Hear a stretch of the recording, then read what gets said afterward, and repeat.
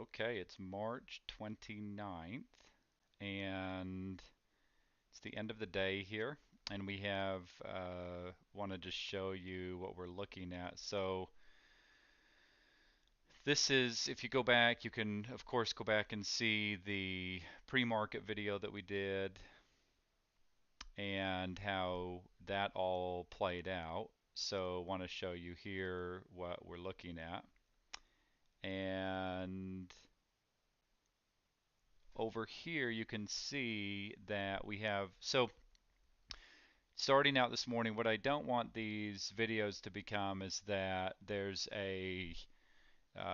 we can go back and show you, look, here's all the hypothetical trades that you could have taken, because of course anyone can do that. And what I really want to show you here is that if you go back and you watch the pre-market video and you come back and you watch this video, you're going to go, wow, we could have actually seen those opportunities ahead of time and spotted that and taken trades based on the information that we had ahead of time, not stuff that's after the fact. So one of the things that's really important that we talk a lot about at Day Trade Like a Pro is trading based on the story. And so we're going to talk a little bit about how that came into play today. So let's talk a little bit about the story. And if you're not familiar, we have a service here at Day Trade Like a Pro that we call the map. And I'm not going to spend a ton of time on it today. You'll get to see it a lot more over the coming weeks. But basically, this is what there is to see right here. At 8:05, this is Pacific time. I'm in Southern California. Nothing has really changed. This is just a huge range from 3970 to 3900. There's room for sellers to go lower.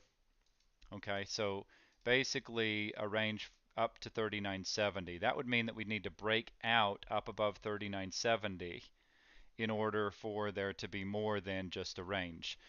Now, let me show you why that is from prediction point standpoints. Now, this morning in the pre-market video, you saw this key turn price that you know you can see where those populate at the beginning of the Globex session.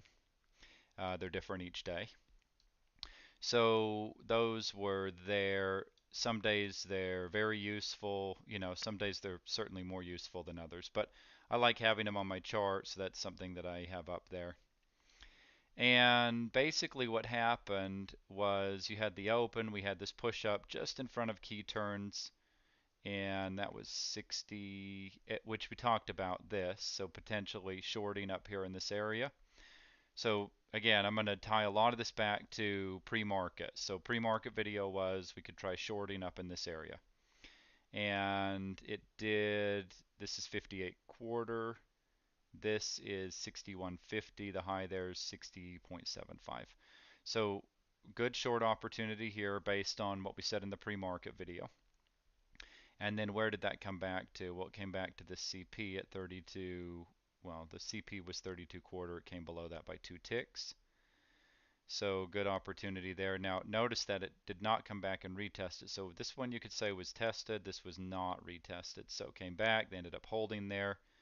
And then where did it go? Back up to the next CP. So good buy opportunity. And if you're not participating in the Discord channel, I'll show you one thing in here. I don't know if it's, so this was from this morning. Yeah, right here. So Kuba Trader said 30 at 756, 33, 34 area may be low enough for now. So that was in just the general chat. So 33, 34, that was at 756. At 8:05, the market put in a low at 31.75. We also had the CP right here. So this was kind of probed down there, and it was low enough. It bounced all the way back from 32. So this is a long area. Bounced all the way back from 32 up to 52. So there's 20 points. If that was all you did, that was fantastic. Then there was a short opportunity from 52. Actually had this in the live trade signals and canceled this lower sell, and we were trying to get this higher one, and it just was one of those days. It was the way it played out. Anyway, pulled back down here to the KPs, and then we did get this move up higher. This is a really great kind of momentum trade. So breakout up to here, pull back right there, That's a great momentum play. And then you can see the high of the day. So this high right here was 70 quarter, and if you remember in map we said 3970 area, we'd need to see a breakout up above there. Now let me show you from the prediction point methodology why. So a couple of things to note as well. We came, that's 70 quarter, that's one tick from this from the KP right there. Came all the way back down to here. By the way, this was a great buy right here off of the KP, a great buy off of the CP, another great buy off the CP, another great buy off the CP.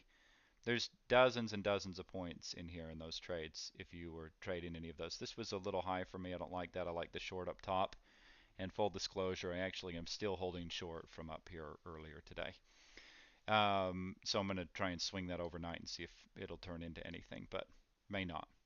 May not be able to. I was still looking for a push lower into the 3920s possibly. So we'll just see. This will be important. These are still the prices for Monday. I'm about to do prices for Tuesday. We'll get those posted. So a couple of things here just to know. The high of the day was 71.25. This is something that I really want to point out. Notice we're not really going anywhere up here. We've got these three prediction points. We've got key turns. We've got these two prediction points. We've got these. So there's a, yes, this is a fairly big range. And we said the buyers were slightly in charge and would likely become more in charge at some point and be looking for another push up, but needed to break up above this area right here. Could not really break above there. There's 70 half. They broke it by 3 ticks. I wouldn't really call that a major breakout. And then ended up, we have had some pretty decent selling from there down to, so about 14 or 15 points from there. Let me show you why this was so important. So you see, one of the things we talk about with prediction points are the gaps. So we have 39.70 half, and then look at the next price up above there is 81.50. So about 11 points. So if we really break out up above here, we've got 11 points to rally up to here. So this starts to become a more significant level. Notice if we break, let's say right here, 55, and we break up above here, where's it going? It's going to 58 quarter. So 3 points. We break 58 quarter, where's it going? Up to 67 quarter, so 9 points. So it starts to become a little bit more of a significant break up above here. We break here, we've got 11 points that we can run. If we break here, where's it going? Just to there, a point and a half higher. So not a huge significant break. Now, in that same, this is for today, for Monday, so this won't apply unless there's a big gap up here. And normally we will see these big gaps carry over from day to day, but we'll just have to see what Tuesday's prices look like. So anyway, here's a big gap. You can see 39.90. I pointed this out this morning. If they were to break up above here, we've got all the way up to there. So 25 points to rally. Very significant break, but pretty decent gap up into here. So to me, it made sense to try and get short up here around the top. And like I said, I am still trying to carry this overnight into the Globex session and see if there is some more significant selling at this point. It's a free trade, and we'll see how that turns out.